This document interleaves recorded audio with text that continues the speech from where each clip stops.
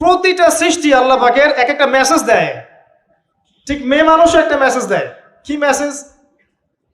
আল্লাহ পাক মানুষকে সবচেয়ে সুন্দর করে সৃষ্টি করেছেন, আর মানুষের মধ্যে মেয়েদেরকে সবচেয়ে বেশি সুন্দর করে সৃষ্টি করেছেন। আল্লাহ পাকের সবচেয়ে সুন্দর সৃষ্টি হচ্ছে মেয়েরা, এবং তারা খুব নরম হয়, নরম, প্রজাপতি ধরার মতো। প্রজাপতিকে ধাপ করে ধরতে পারবেন না আপনি। শক্ত করে ধরতে গেলে প্রজাপতি নষ্ট হয়ে যাবে, মরে যাবে। প্রজাপতিকে কোমল ভাবে ধরতে হবে। ঠিক মেয়েদের সামনেও আপনার কোমল থাকতে হবে। বেশি হার্ড হতে যাবেন, শেষ। আমি আপনার গার্লফ্রেন্ডের সামনে কোমল হতে বলি নাই, আপনার ওয়াইফের সামনে হতে বলেছি। কোমল থাকলে আপনি জিতে যাবেন। দেখবেন দুনিয়ার চিল্লা ফাল্লা করছে আপনার বাসায়, আপনি চুপচাপ আছেন পাহাড়ের মতো, কোমল আছেন। 5 মিনিট পর দেখবেন নিজেই ঠান্ডা হয়ে এসে বলছে, আচ্ছা সরি, ভুল হয়ে গেছে। আর যদি আপনি চিল্লা ফাল্লার কাউন্টার দিতে যান, তাহলে দেখবেন সুটকেস গোছানো শেষ, বাবার বাড়ি চলে গেছে। ডিল করা খুব ডিফিকাল্ট। এখানে আপনাকে খুবই সবরের পরিচয় দিতে হবে। আল্লাহ পাক বোঝার তৌফিক দান করুন।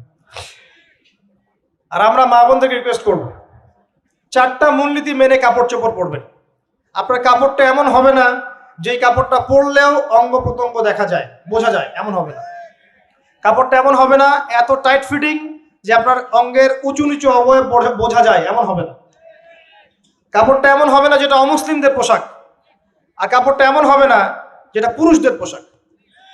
এই মূলনীতিগুলো মেনটেন করে কাপড় পরবেন ইনশাআল্লাহ। এছাড়াও মেয়েদের কথায় পর্দা আছে, চলনে পর্দা আছে, ওঠা বসায় পর্দা আছে। নামাজ পড়ার সময় তাদেরকে কিছুটা শালীনভাবে নামাজ পড়তে হয়। তাদের চোখের দৃষ্টির মধ্যে পর্দা আছে। এগুলো কে শিখাবে এখনকার মেয়েদেরকে? সবসময় বিজি দেখবেন নতুন কোন সিরিয়াল আসছে, নতুন কোন ফ্যাশন আসছে, নতুন কোন পার্লারে কি আসছে, কোন কাটিং আসছে, কোন নায়িকা আসলো। ওই যে বাংলাদেশে কোন এক নায়িকা আসছে, তাই নিয়ে মিডিয়াতে এমন তোলপাড়, মনে কি নাকি একটা অবস্থা। আল্লাহর কাছে তোমার কি মূল্য আছে হে? আল্লাহর কাছে তোমাদের কি মূল্য আছে? তোমরা কি 5 ওয়াক্ত নামাজ পড়ো? তোমরা কি পর্দা করো? তোমাদের মধ্যে হায়াবোধ কিছু আছে? তোমরা মানুষকে ভালো কিছু শেখাও, সমাজকে ভালো কিছু দাও, শালীন কিছু দাও। আল্লাহর কাছে তোমাদের কি মূল্য আছে? নবী সাল্লাল্লাহু আলাইহি ওয়াসাল্লাম তো জাহান্নাম দেখে সেই কথাটাই বলেছেন, আমি জাহান্নাম দেখে আসলাম, সেখানে বেশিরভাগ অধিবাসী হচ্ছে মেয়ে, নারী। কি কারণ? তারা এমন কাপড় চোপড় পরে বাইরে ঘুরতো যেই কাপড় পরেও তারা নগ্ন থাকতো। আমি